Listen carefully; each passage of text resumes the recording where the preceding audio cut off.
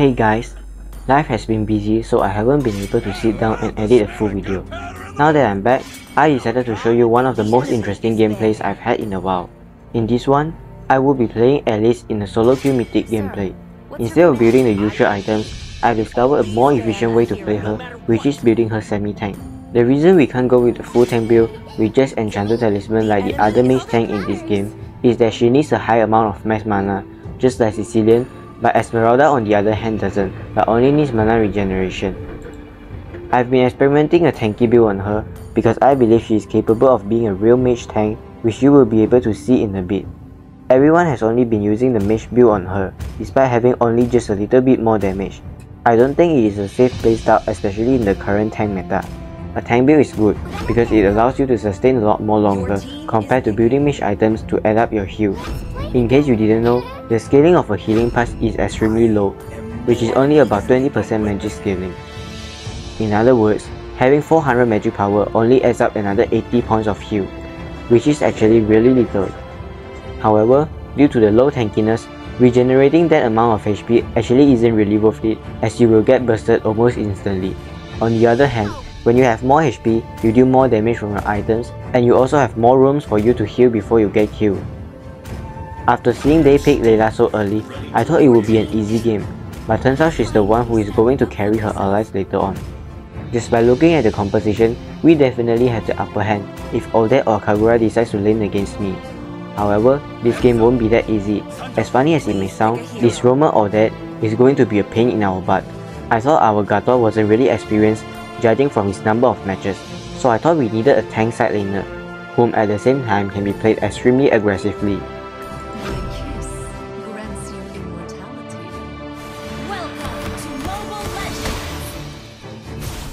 When the game starts, it's a good idea to get Elegant Gem first compared to Mana Necklace, because you are the ASP laner, meaning you can regenerate a lot of HP and mana frequently, because you can level up quickly in the early to mid game.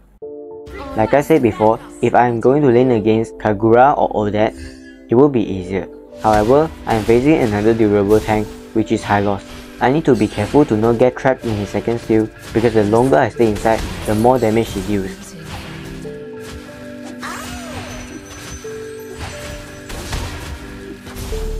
At first, I thought they would suffer a lot for not having a tank or support as a roamer, but it seems like their tank made the right decision. Alice definitely isn't strong enough before level 4.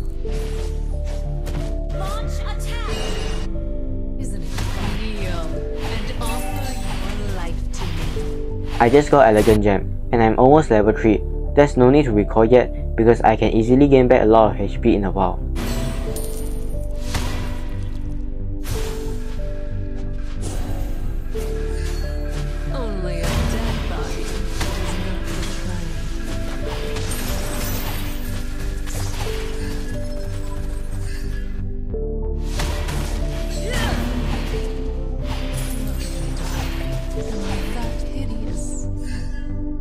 Hylos is doing this because he noticed I wasn't level 4 yet, so he will try to gain the experience from the minions as much as he could.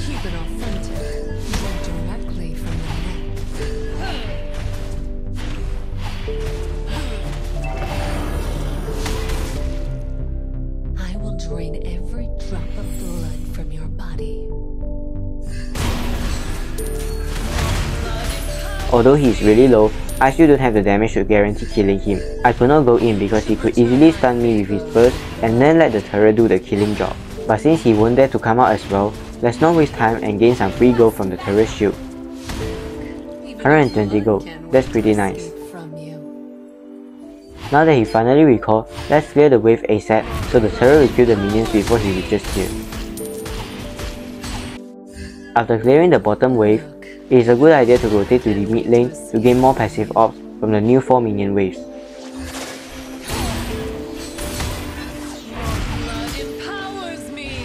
Now back to my own lane.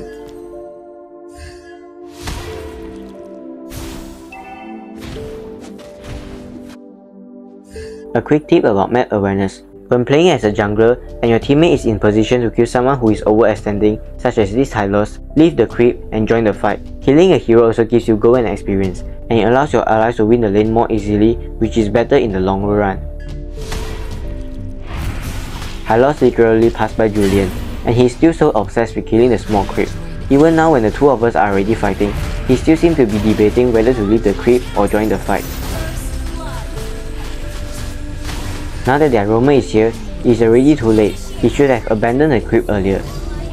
If you want to win more, every small decision like this matters.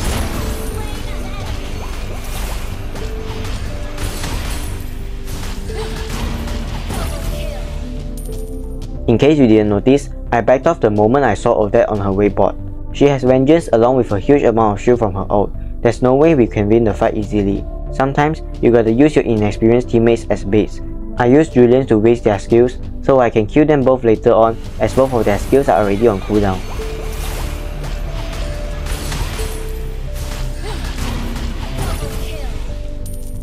I just got Claw of Destiny.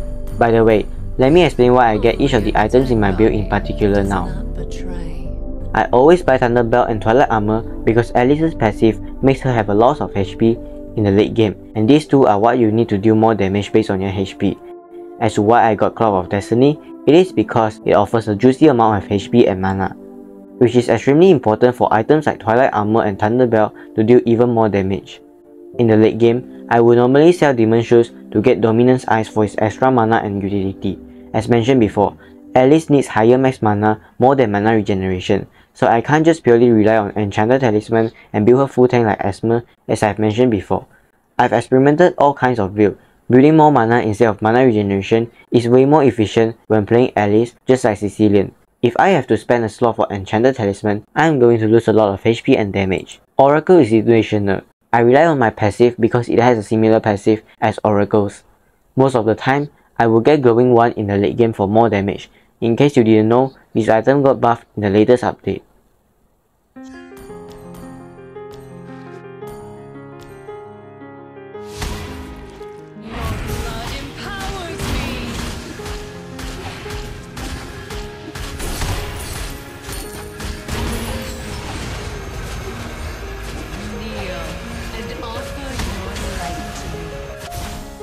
Here, I'm going to make a really stupid mistake. I thought I could continue fighting because my ult can easily help me regain lots of HP as long as they are only Hylos and its minions. I completely forgot about their insane roamer, Odette. You should return my favor with blood. Blood empowers me. The enemy has slain the turtle. Death catches up. This is what you get when you don't pay attention about where the enemy roamer is.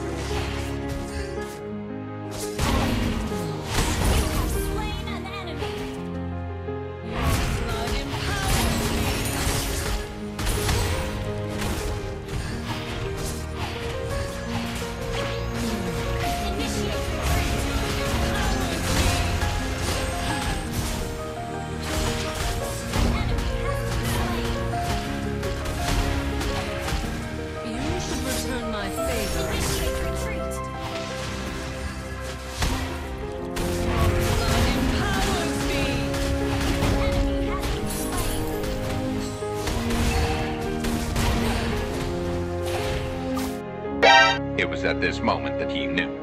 He f***ed up.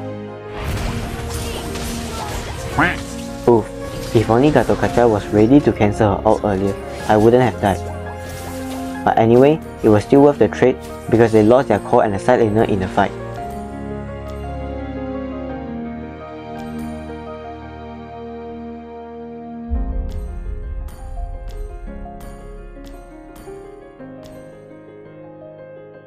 Enjoy your last moments. Your end nears.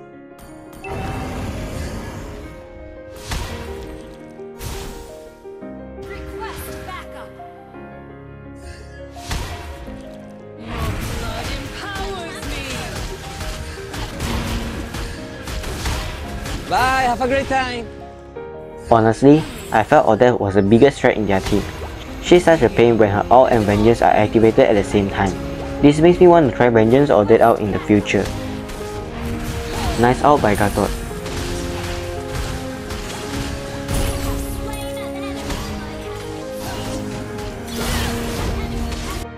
Bruh. The art of Q secure.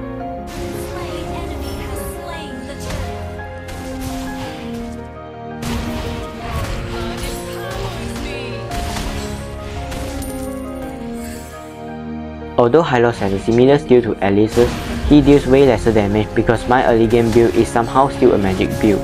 But I still need to be careful and not waste too much mana fighting him with my ult on. It's better to wait for reinforcements.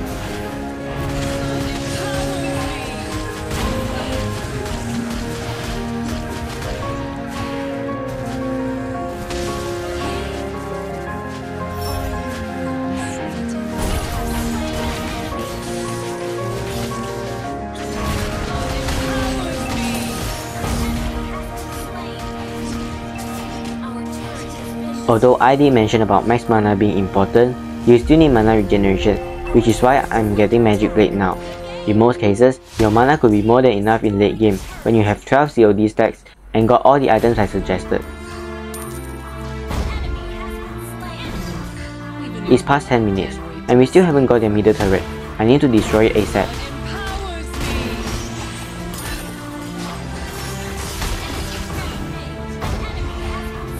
Let's try to turret dive Kagura, so she can't defend it. Good, I forced her to use a Purify Blink.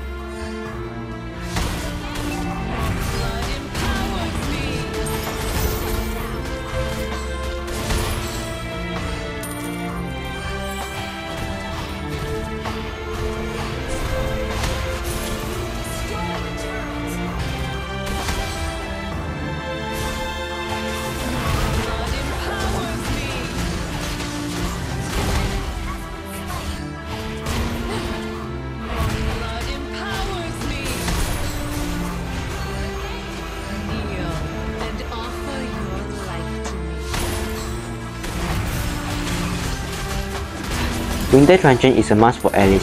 Although it belongs to the magic category, I view it as a defense item more.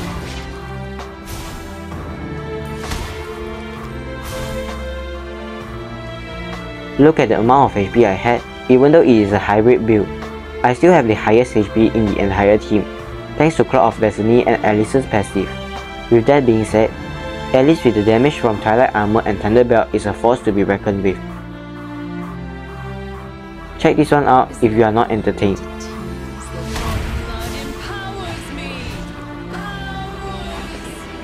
With a simple skill combo, any squishy can die easily once caught, even when she doesn't use a burst build due to a short CD.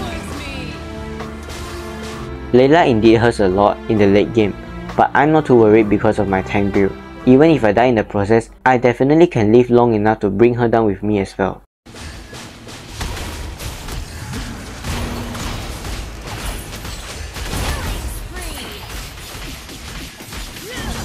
A tank for a marksman, not that bad of a trade, especially in the late game. Alice is one of the tanks you don't want to face head on, even if you have a lot of late game damage. She's also a strong hero in the late game. Our tank is respawning soon. While waiting for him, I can have our team take down a few of the enemies. So hopefully, by the time he resurrects, a few of the enemies have died and we can seal the game with a lot.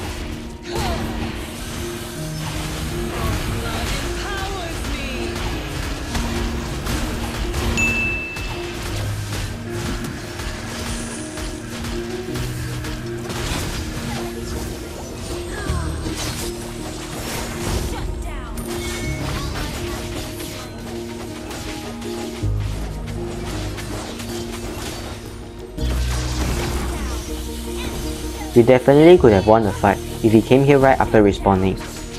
I mean, he has a long range ult with a strong crowd control effect. We just gave away a free lot. This is why it's always important to pay attention to the map and provide assistance when your teammates are having a team fight, especially when you are playing the tank role.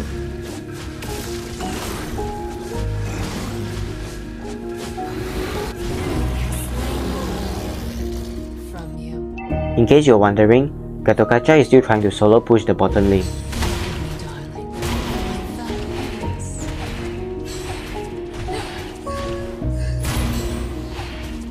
What a selfless tank he is. He tries so hard to split push. Anyway, back to Alice. It's important to take the blue buff in the late game, so your ult can stay activated even longer. Unless you have a teammate who needs energy, then give it to them. Judging from Hylos' movement, he's definitely trying to launch an attack here. Can't wait to escape from you. However, he was alone and way too out of position. We need to punish him.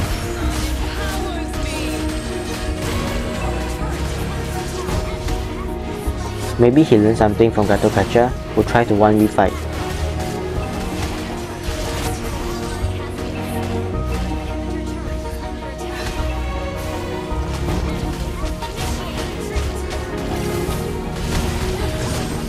Oof, if only I activated Frozen earlier, Layla definitely would have died. Rookie mistake. Here, the Lord is about to spawn. I noticed the enemies heading towards it, but it's better to be more patient to catch the bigger fish, which is their jungler. Without their jungler around, it will be harder for them to defeat us, and we might stand a chance winning too.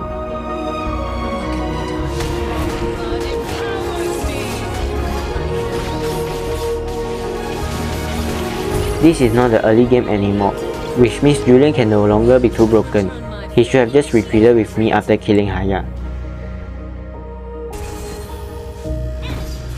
It was pretty obvious it wasn't a fight the two of us could take, especially when Layla has backups.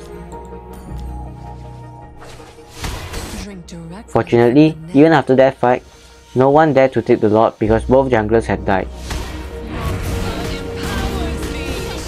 Oof, not anymore.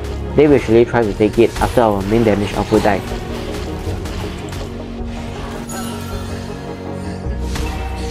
Way too risky to contest it when they have Layla and Odette, so I just thought of clearing the waves.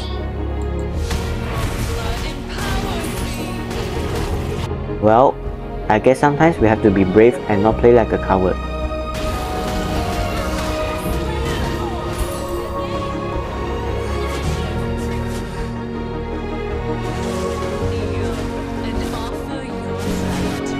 Here, I noticed Odette already used her ultimate, so it should be safe to 1v2 them.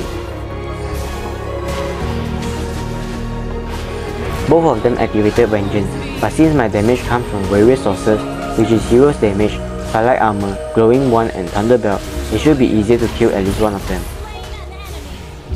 I'm surprised though, she got her ultimate again, but luckily Moskov was here to help.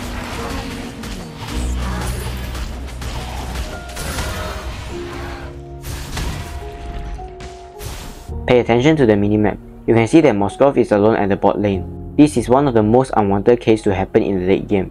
We all know that Marksman is the key to winning once the game reaches the late stage. The Marksman should play extremely safe by being with the team and not solo clearing the waves or pushing anymore, especially at a region where you have no surrounding vision. And to be honest, Chang'e is doing the same, but Moskov's life is more important. This is why I'm going to try my best to go near Moskov and protect him. But it was already too late. The enemy actually had vision of him for some time already, since he has been clearing the waves.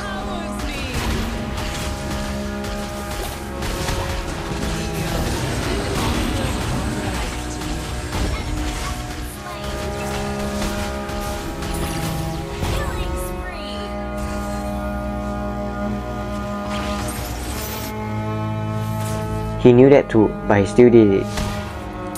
His justification seems to be because he was worried about higher split push, so he's defending the lane. Understandable.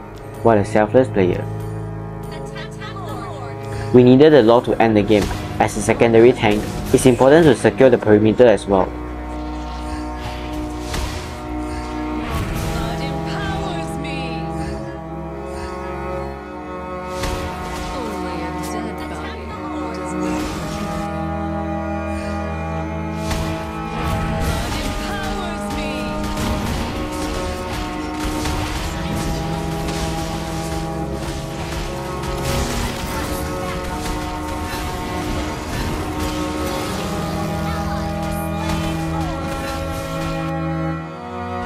Our brave warrior is solo fighting the entire enemy team again. Let's see if we can provide some help. From the looks of it, most of them have already used up their skills. Maybe not Kagura.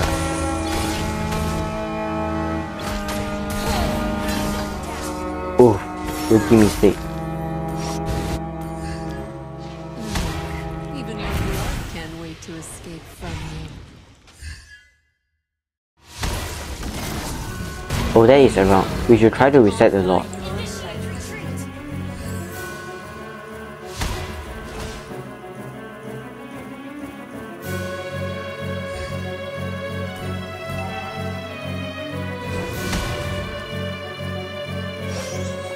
You should return my favor.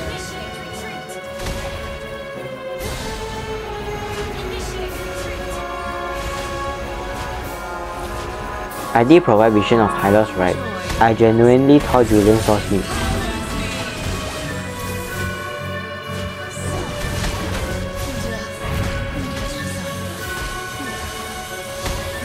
Oof, so close to another death.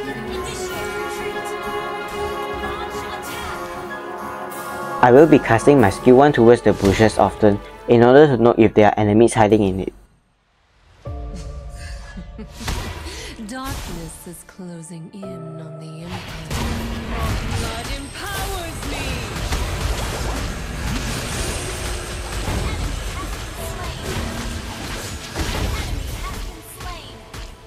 This is exactly what a mage tank does, dealing a good amount of damage and not get bursted too quickly.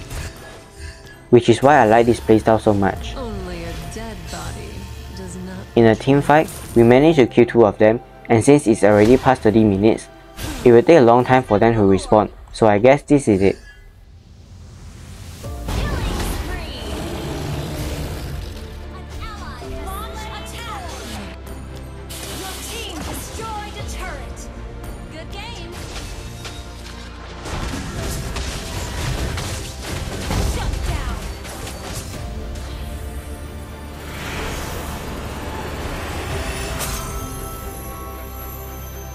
Victory!